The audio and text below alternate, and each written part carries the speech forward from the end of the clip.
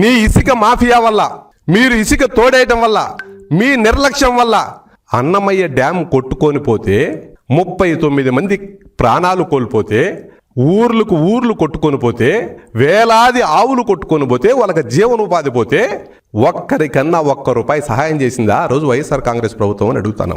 ఇల్లు కొట్టుకొని పోయేలకు నువ్వు ఆ తర్వాత 2.5 సంవత్సరం అధికారంలో ఉన్నావు, ఒక ఇల్లున్నా నిర్మించి ఇచ్చింది ఆ వైఎస్ఆర్ కాంగ్రెస్ పార్టీ అని అడుగుతున్నాం. అన్నమయ్య డ్యామ్ కొట్టుకొని పోతే మళ్ళీ నీ 2.5 సంవత్సరాల కాలంలో మళ్ళీ డిపిఆర్ రెడీ చేసి టెండర్లన్నా పిలిచే ప్రయత్నం చేసావా ప్రాజెక్ట్ కంప్లీట్ చేయకపోతే పని అని అడుగుతున్నాం.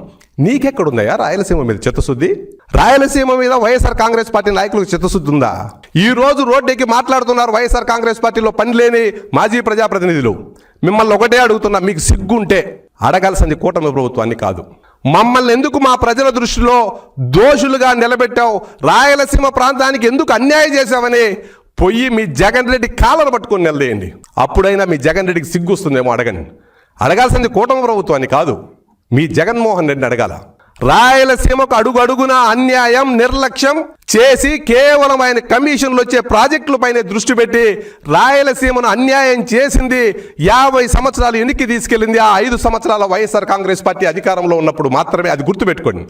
మీరు ఇది తప్పనంటే వైఎస్ఆర్ కాంగ్రెస్ పార్టీ నాయకులు ఎక్కడికైనా, మీరు ఎక్కడైనా చెప్పండి, మీరు ఏ వేదికైనా చెప్పండి, రాయలసీమ ప్రాంతంలో ఉండే కూటమి శాసనసభ్యులు, మంత్రులు, పాలిట్ బ్యూరో సభ్యులు అందరం వస్తాం.